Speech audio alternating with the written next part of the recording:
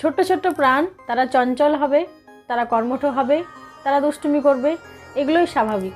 কিন্তু আমাদের মায়েদের মনে একটাই কথা হয়, মানে প্রশ্ন ঘুরে একটা পরিস্থিতি এসে পৌঁছায় যে আমার বাচ্চা এত কথা বলছে, এত খেলা করছে, এত ঘুরে বেড়াচ্ছে, কিন্তু পড়তে বসলেই তার সমস্ত সমস্যা, পড়তে চায় না। তাহলে আমি সেক্ষেত্রে আগে জিজ্ঞেস করব যে বাচ্চাটির বয়স কত। যদি বাচ্চার বয়স 10 বছরের কম হয় তাহলে একটুও চিন্তা করবেন না, সত্যিই বলছি চিন্তা করবেন না, ছেড়ে দিন। 7 বছর বয়স পর্যন্ত বাচ্চার সাধারণ শেখার যে উপাদান অর্থাৎ কম্পোনেন্টস, মূল যে কম্পোনেন্টস, সেটি হলো কথা বলা, ঘোরা এবং খেলা করা। এই তিনটি তাকে স্বতঃস্ফূর্তভাবে করতে দিন। যত করতে দেবেন আস্তে আস্তে তার ভবিষ্যতে কিন্তু সমস্তটাই সুন্দর হবে। শুধু লক্ষ্য রাখতে হবে কথাটা যেন ঠিকঠাক মানুষের সঙ্গে বলে, ঘুরতে যেন সঠিক জায়গায় নিয়ে যাওয়া হয়, এবং খেলাটা যে করছে সেটা যেন একটু কসরত করে করতে হয়। তাহলে যখন কথা বলবে তখন কি করব, আমি লক্ষ্য রাখবো যে সে কথাটা যেন সঠিক বিষয়ের উপরে বলে। ভুলভাল বকছে বা এমন কোনো মানুষের সঙ্গে মিশছে যেখান থেকে সে খারাপ কিছু শিখতে পারে, অর্থাৎ খারাপ ভাষা শিখতে পারে, খারাপ ব্যবহার শিখতে পারে, আচরণ শিখতে পারে, এরকম মানুষ নয়। কথা যখন ও শিখবে, কথাগুলো বলবে, সেগুলো যেন সঠিক মানুষের সঙ্গে সেই কথা বলাটা হয়, যেখান থেকে কিছু ক্যাচ করতে পারবে, কিছু শিখতে পারবে। তার বদ অভ্যাস যেন তৈরি না হয়ে যায় সেটা আমরা খেয়াল করব। ঘুরতে যাওয়ার সময় অবশ্যই সে ঘুরতে যাক, কিন্তু কোথায় ঘুরতে যাব, সেই ঘুরতে যাওয়াটা কিন্তু যেন মলে না হয়। কেন মলে না হয় সেটা আমি আস্তে আস্তে বলছি। তাহলে সে কোথায় ঘুরতে যাবে, সে ঘুরতে যাবে প্রকৃতিতে, অর্থাৎ নদী দেখুক, পাহাড় দেখুক, সমুদ্র দেখুক, রেগিস্তান দেখুক অর্থাৎ বালিয়াড়ি দেখুক, তার সঙ্গে সঙ্গে গাছেদের নার্সারি দেখুক, গাছপালা দেখুক, অর্থাৎ প্রকৃতির মাঝে তাকে ঘুরতে দিন। তাহলে বাচ্চা ঘুরতে যাবে না, কোথায় ঘুরতে যাবে না, বাজার, মার্কেটিং, মল, এইগুলোতে যাবে না।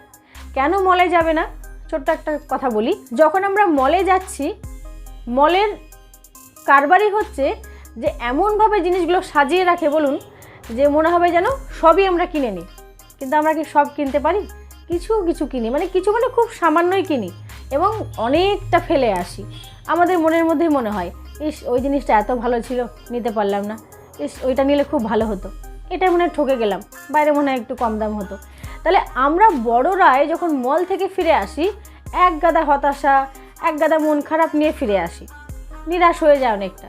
তাহলে ওই ছোট্ট বাচ্চাটার মধ্যে কেমন অবস্থাটা হয় একবার ভাবুন তো, কেমন পরিস্থিতির মধ্যে দিয়ে তার মানসিক অবস্থা যায়। ওই যে মলের মধ্যে ছোট ছোট ট্রলিগুলো নিয়ে যাচ্ছে, এবার প্রয়োজনীয় অপ্রয়োজনীয় যেটা চোখে ভালো লাগছে সেটাই তুলে নিচ্ছে, কিন্তু আমরা মা বাবারা তাকে কতক্ষণ বুঝিয়ে পারছি, কি করছি, তার হাত থেকে নিয়ে আমরা কেড়ে ওখানে রেখে আসছি। তাহলে তার এই যে খারাপ লাগাটা সৃষ্টি হলো, সেই জন্য বলছি যে আউটিংটা হবে প্রকৃতির মাঝে, যেখান থেকে ও শুধু নিতে পারবে, ওর মন খারাপটা পাবে না, কিন্তু অনেক নিতে পারবে, প্রাণ ভরে সৌন্দর্য উপভোগ করতে পারবে। কিন্তু মলে গেলে যেটাও পারবে না। তাই জন্য আমি বললাম যে মলে যেন না যাওয়া হয়, যেখান থেকে প্রচুর মন খারাপ নিয়ে আমাদের ফিরতে হয়। আমার তো খুব মন খারাপ নিয়ে ফিরতে হয়, তাহলে হয়তো অনেকের এটা হয়, তাই আমি এই ঘটনাটা বললাম। বর্তমান সমাজের পরিস্থিতির ওপর কথা বলে আমি এটা বললাম। আর খেলা করা, যখন সে খেলা করবে তখন সেই খেলাটা যেন একটু শারীরিক কসরত করতে হয়, তার যেন ঘাম বেরোয়, অর্থাৎ তার খাটনিটা হয়, বুদ্ধি লাগে, সেই রকমভাবে খেলা তাকে খেলতে দিন। এবার তাহলে বলবেন যে বোর্ড গেমগুলো কি খেলাবো না, ইনডোর গেমগুলো খেলবে না? অবশ্যই ইনডোর গেম খেলবে, সে বোর্ড গেম খেলবে, কিন্তু বোর্ড গেম খেলতে গিয়ে সেটা যেন লুডো না হয়। কারণ কি, লুডো খেলতে গেলে আমাদের কিন্তু খুব একটা বুদ্ধির প্রয়োজন হয় না, শুধু কোন গুটিটা কেমন চাল দেব এটুকুই আমার হাতে। কিন্তু লুডোর যে পরিণাম সেইটা কিন্তু ছক্কার হাতে, ছক্কা যা করবে সেইভাবে আমাদের খেলতে হবে। তাহলে এইখানে কিন্তু তার ভেতরে একটা হতাশার সৃষ্টি হবে। তাই লুডো নয়, সে দাবা খেলুক যেখানে বুদ্ধির প্রয়োজন আছে, এরকম অন্যান্য যে বোর্ড গেমগুলো আছে সেগুলো সে খেলুক, এরকমভাবে তাকে খেলতে দিন। তাহলে সে কথা বলবে, ঘুরবে কার সাথে, মানুষের সাথে। মানুষ খুঁজে পাওয়াই কিন্তু খুব দুর্লভ।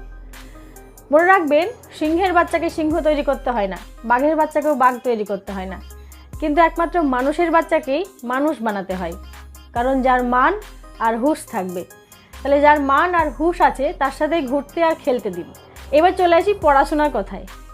এই 7 বছর বয়সের বাচ্চাটা কি পড়বে?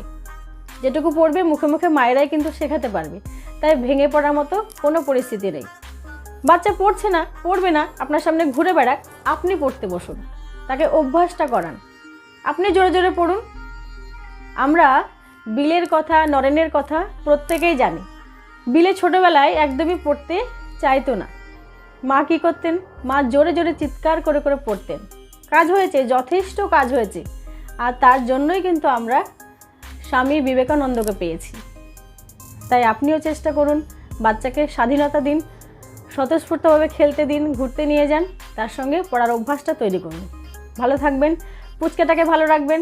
আমার চ্যানেলের ভিডিওগুলো কেমন লাগছে অবশ্যই জানাবেন, পাশে থাকবেন।